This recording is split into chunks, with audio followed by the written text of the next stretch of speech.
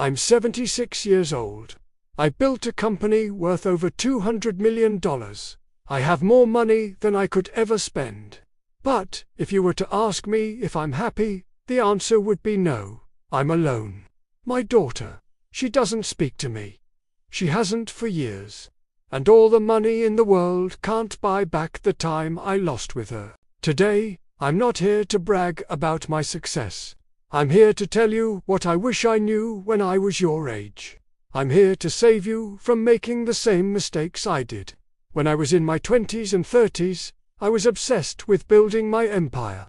I told myself I was doing it for my family, for my little girl. I thought if I provided for her, bought her everything she wanted, that was what being a good father was.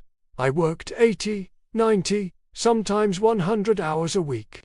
I missed her first steps. I missed her first words. I missed her school plays, her birthdays. I was always in a meeting, on a call, or on a plane. I'd come home late, she'd already be in bed. I'd leave before she woke up. I told myself, just one more year, just one more deal. Then I'll slow down. But I never did. The business grew, and the numbers on my bank statements got bigger and bigger. I was on the cover of magazines.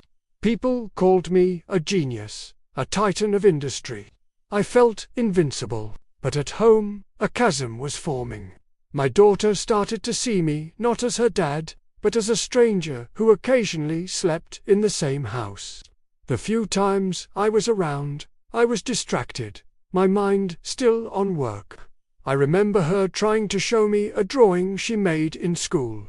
I glanced at it for a second and said, "That's nice, honey," while typing an email on my phone. I can still see the disappointment in her eyes. I didn't realize it then, but I was trading moments for money.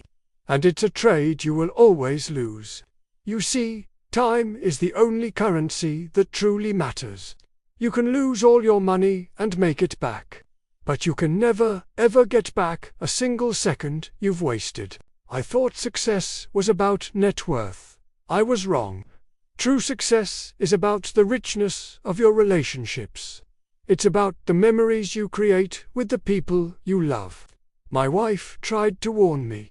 She'd say, "She's growing up so fast. Don't blink." I'd nod and say, I know, but I didn't really listen. I was addicted to the chase, to the validation that came from my professional achievements. It was an ego trip. I was building a monument to myself, and I sacrificed my family on its altar. The turning point, or rather, the breaking point, came when she was a teenager. She was going through a tough time at school. She needed her dad. But I was in the middle of a massive acquisition. I was never home. I missed her calls.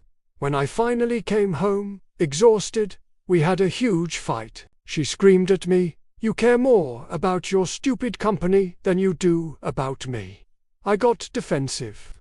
I told her she was ungrateful, that everything I did was for her. I didn't see the pain behind her anger. I just saw a rebellious teenager. That was the night she stopped trying. She closed herself off from me completely. I thought she'd come around. It's just a phase. But it wasn't. The distance grew. She went off to college, and I paid for everything, thinking that would fix it. But she rarely came home for holidays.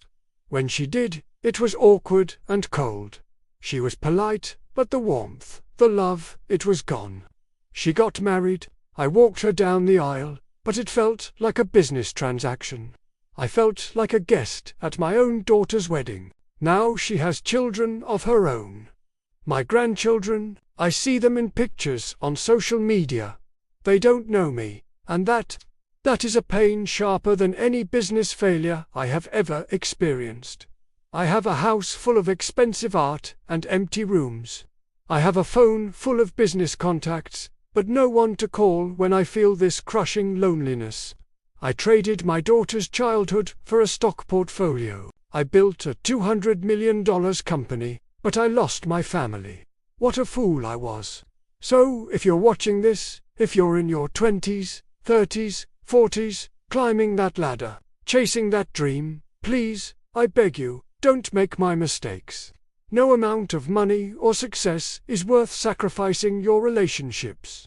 When you're on your deathbed, you won't be thinking about your quarterly earnings or your market share. You'll be thinking about the hands you held, the laughter you shared, the people you loved. Go home on time. Turn off your phone at the dinner table. Be present. Listen to your children. Listen to your partner. Go to the school plays. Take the vacation. Create memories. Those are the true assets. That's the real wealth. I'd give back every single dollar of that $200 million for just one more chance to go back and push my daughter on the swings. But I can't. The clock only moves in one direction. Your career is a part of your life, but it is not your whole life.